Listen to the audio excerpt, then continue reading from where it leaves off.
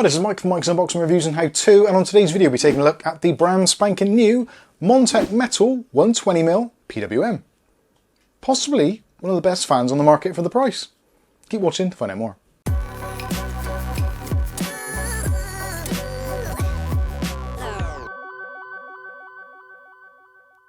Okay, so in today's video we'll be taking a look at the new Montech METAL 120 PWM, a new fan from the people over at Montech. This has been sent over to us for review purposes. They actually decked us out with 6 of them, so I've had a bit of a play with them today, got some benchmarks done and done some general testing, so we can come back with some feedback to see how good they are or how bad they are, or see what needs improving and see if they're actually any good. So we're going to go through, do a quick unboxing so you know what it's all about, go through the specs, etc.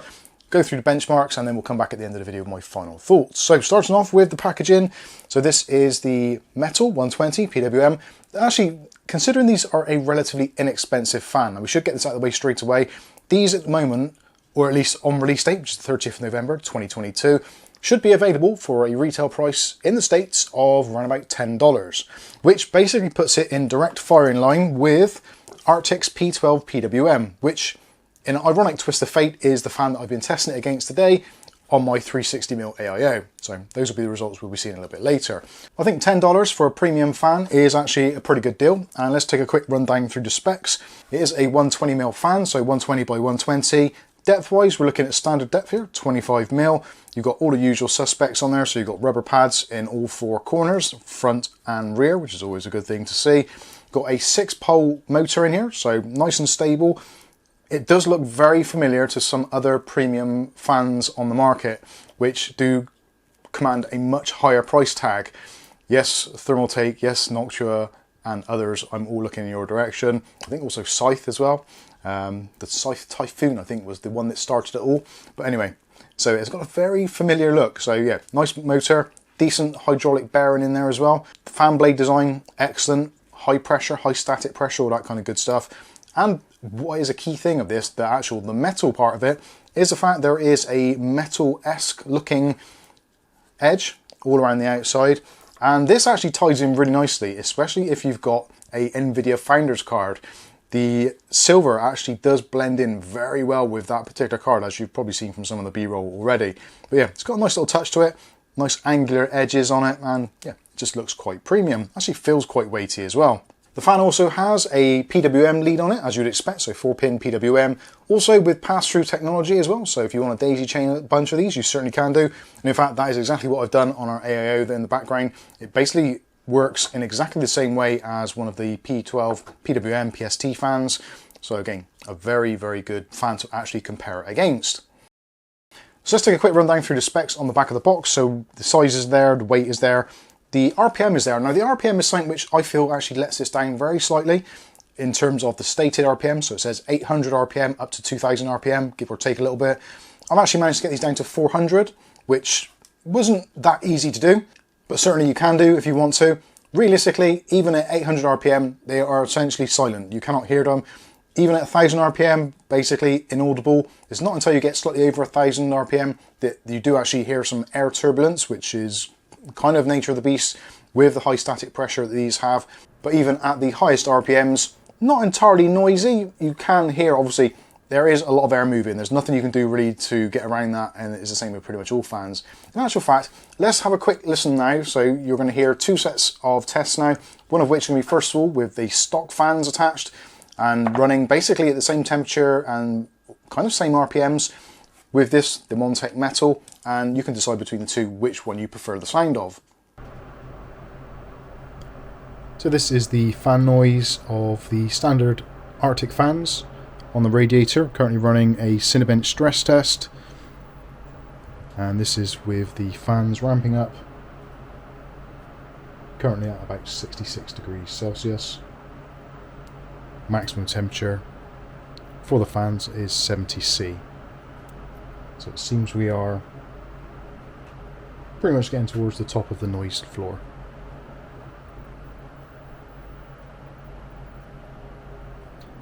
This is the fan noise under the Cinebench load. This is again approximately about 66 degrees Celsius, 59 point, I know, just hit 66, and this is what the fans sound like, approximately 1700 RPM. close to 1800, so moving a fair bit of air.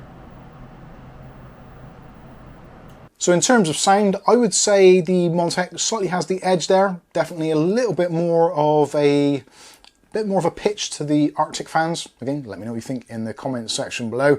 But going back to the specs, so in terms of the specifications, 4-pin PWM with daisy chain, cable length 550mm, a airflow max of 69 CFM, which is actually pretty decent for these type of fans. And also you've got an H2O rating, 2.82 H2O. Also, you've got a rated lifespan of 400,000 hours, which I haven't even bothered to work out what that is, but it seems to be a long time. But regardless, you do have a 3-year warranty included also. Inside the packaging, not a great deal to talk about. It is very simplistic. Fan, mounting hardware. It's nice actually that you do get radiator screws as well included, along with your traditional case screws. So they realised that these are likely to be used on AIOs because of that high static pressure and the performance of these fans. So having both sets of screws in there is very handy. I think the fans themselves looks very nice. I'm a little bit unsure about the whole kind of open aspect of the front. I like the fact they've got the Montech logo embossed into it as well, just to give it a little bit of personalisation rather than just dumping a sticker on the top. So yeah, that is pretty much it for the fan and the specs. Really, what we want to know about is the actual performance. So what we've done is 2 sets of tests. And again, like I said, using our Arctic Freezer 2 360mm in our system behind us. Done 2 sets of tests, one with a Ryzen 5 3600, just to give a kind of baseline, and also with a Ryzen 9 3900, just to see how the performance actually scales. Both the tests are kind of very similar, so we're running Cinebench, and we're looking for, first of all, we're looking for Cinebench scores, so to see if there's actually any tangible improvement in performance, and also we're looking at temperatures to see if the temperatures do correlate to the performance, etc, etc. You get the general idea. So the first one we're going to look at is Cinebench R23 stress test. These are the temperatures, and these are deltas. So I've removed the room temperature to take that out of the equation. So these are degrees Celsius over ambient. So in terms of our lowest position, both of them tied at 9.5 degrees Celsius. And when it comes to the high end, very, very similar. So 39.5 against 39.8. A very, very small win there for Montech, but a win nonetheless. So it's all well and good being fractionally a little bit cooler, but does it have actually any real world effect on performance? So let's take a look at the Cinebench scores. So the Arctic fan came in at a score of 8,342, and there was a most definite win from the Montech at 8,987 points. Now I should mention these temps aren't just your one-off temps, so some people just do a single run just to get a score. These are actually soak tested, so we're taking about 5 minutes to get the CPU up to an equilibrium with the water in the AIO. So yeah, definitely a win there for Montech. So let's switch gears a little bit now and put a little bit more heat through it and a few more cores, which does put a little bit more of a load on the system in general. And let's take a look at the Ryzen 9 3900. So again, these are deltas, so take off your room temperature and this is what you should get. So with the lowest section, we've got 12.8 degrees for the Montech, and we've got 14.1 for the Arctic. So a little bit of a win there at the lowest recorded temperatures for the Montech fans. And when we then switch gears and go with the highest temperature, again, we're looking at 43.1 for the Montech and 44.8 for the Arctic. So again, very small wins, but wins nonetheless. Very impressed, and being the fact that the sound profile is arguably a little bit less offensive at full blast, then yeah, I think these are doing pretty well. But again, does that actually make any tangible difference in terms of scoring? Score for the Arctic at 16,761, and Montech flying ahead there with 18,181.